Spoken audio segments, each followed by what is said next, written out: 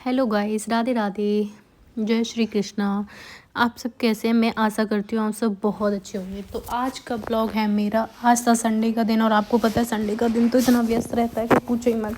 तो अभी संडे के दिन में मतलब सर्दियाँ चल रही हैं और सर्दियों के मौसम में आप बाजरा ना खाओ, ये कैसे हो सकता है? बाजरा हमारी सेहत के लिए बहुत हेल्दी होता है। तो आज ना मैं बाजरे के आटे को ना चक्की से पीसने वाली थी। देखो, आप किसी भी चीज़ को जब अपने पूरे मन तन के साथ करते हो ना, तो उसका स्वाद और उसके अंदर जो भी चीज़ें जाती हैं आपके, मतलब आप कैसा सोच रहे हो, किस भाव से आपने पीसा है, तो उसका स्वाद और आपकी सेहत को ना वो दुगना फ़ायदेमंद होता है। तो आज मैं और मेरी भाभी यहाँ पे ना बस चक्कियाँ चलाने जा रहे थे। वैसे तो मैंने एक दो बार चक्कियाँ चलाई है, लेकिन ये इतनी ज़्यादा टाइट चल रही थी। पहले तो हमने क्या किया, इसमें बहुत सारा आटा डाल दिया, बहुत सारा बाजरा डाल दिया, जिससे ना ये बहुत ज़्यादा मोटा मोटा पिसने लगा था, जैसे कि गायों को डालना हो। फिर उसके बाद हमने चेक किया कि भाई ये इतना मोटा आटा कैसे पिस रहा है। फिर अजय से फ़ोन करके पूछा कि ये पतला इतना महीन आटा क्यों नहीं पिस रहा। फिर उन्होंने बोला कि आप लोगों ने ना बहुत ज़्यादा आटा डाल लिया होगा और बहुत स्पीड से पीस रहे होंगे, इस वजह से ऐसे पिस रहा है। फिर हमने दिमाग लगाया भैया। फिर हमने बहुत थोड़ा थोड़ा आटा लगाया, चलाया, थोड़ा थोड़ा आटा डाल के इसमें से हमने आटा पीसा। फिर मतलब पिसा, फिर बहुत अच्छा पिसने लगा धीरे धीरे ना। चकिया की एक ख़ास बात होती है कि जब आप ना बहुत तेज़ तेज़ और बहुत सारा गेहूँ इसके अंदर डाल देते हो तो बहुत ज़्यादा टाइट हो जाती है।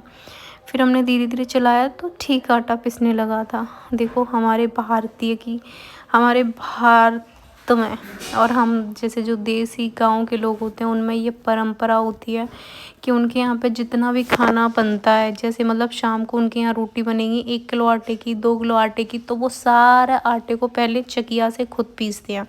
और मुझे लगता है कि उन्हें कोई वर्जिश करने की ज़रूरत नहीं पड़ती, क्योंकि जब भी हम चकिया चलाते हैं तो हमारी जो हाथ की मसल्स होती हैं वो वैसे ही इतना काम करती है, बहुत अच्छा काम करती हैं, और वो ना टोन हो जाती है। और आपकी जो कमर होती है, कमर पे भी बहुत ज़्यादा ना असर पड़ता है।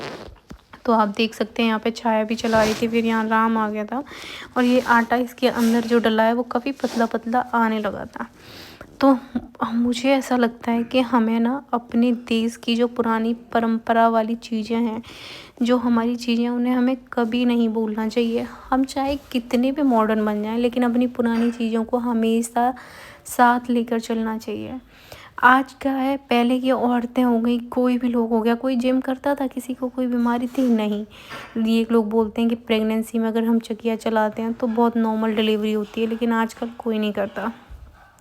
क्योंकि पहले की लेडीज़ों के पास, पहले की जो हमारी मम्मी हो गई, जो ताई वगैरह हो गई, उनके पास खुद के ऐसे ऐसे काम होते थे कि उन्हें ज़रूरत ही नहीं होती थी कि वो कहीं बाहर जाके काम करेंगे। उनका पूरा दिन ऐसे ही निकल जाता था। ये तो खाने के लिए आटा पीसना हो तो एक अलग बात है। खाने के आटा पीसने के बाद जो भैंसों को, गाय को, जो जानवरों को चारा डलता था या दलिया डलता था, वो भी हाथ से पीसा जाता था, क्योंकि बाहर चकिया पे पिसाने के लिए पैसे चाहिए होते थे और सबके पास, किसी के पास इतना ब्योंत नहीं होता था कि खाने का दलिया और भैंसों का दलिया बाहर पिसवा लें।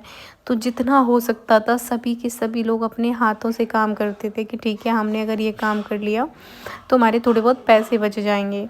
फिर मैं और छाया दोनों आटा चलाने लगे थे। इतनी बहुत भारी चकिया हो गई थी। फिर हम दोनों ने मिल के आटा चलाया। शिवम से मैंने थोड़ी सी वीडियो शूट करवाई। भैया, तो मेरे कहने का अर्थ ये है कि आप सबसे मेरा नम्र निवेदन है कि अपने घर पे चकिया चलाया करें। चाहे 10 मिनट चलाओ, चाहे 15 मिनट चलाओ, कोई भी दाल हो गई, दलिया हो गया, आटा हो गया, कुछ भी आप यहाँ से पीस सकते हो, ठीक है। फिर भाई आ गया था, भाई से भी थोड़ी चकिया चलाई थी। ये जिमनास्टिक इतनी महंगी महंगी जिम में, इनका क्या फ़ायदा जब ये चकिया ही ना चला पाए। इसके बाद ये आटा पीस के रेडी हो गया था। आटा पीस के रेडी होने के बाद मैंने ये आटा निकाल लिया था। ये ऐसे निकालते हैं हम लोग ना, और जो ये वाइट कपड़ा रखा है ना, इसके अंदर से इसको हम साफ़ करते हैं। सारा कुछ निकालने के बाद, सब कुछ भरने के बाद मैं ऊपर जा रही थी और देखो ये आटा पीस के तैयार हो गया था। फिर मैं आप या का ना यहाँ थोड़ा सा मेकअप करने लगी थी।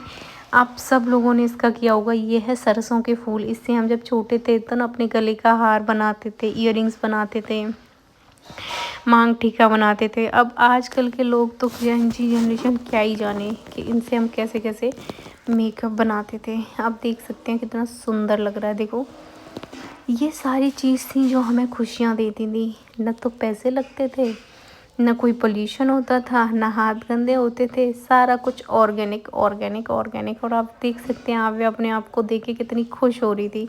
बहुत प्यारा जो लग रहा था इसका ज्वेलरी। उसके बाद हमारा संडे का जो सबसे अच्छा काम है, हम निकल चुके थे गौशाला के लिए। आपको मेरा व्लॉग कैसा लगा ज़रूर बताइएगा। Thank you so much.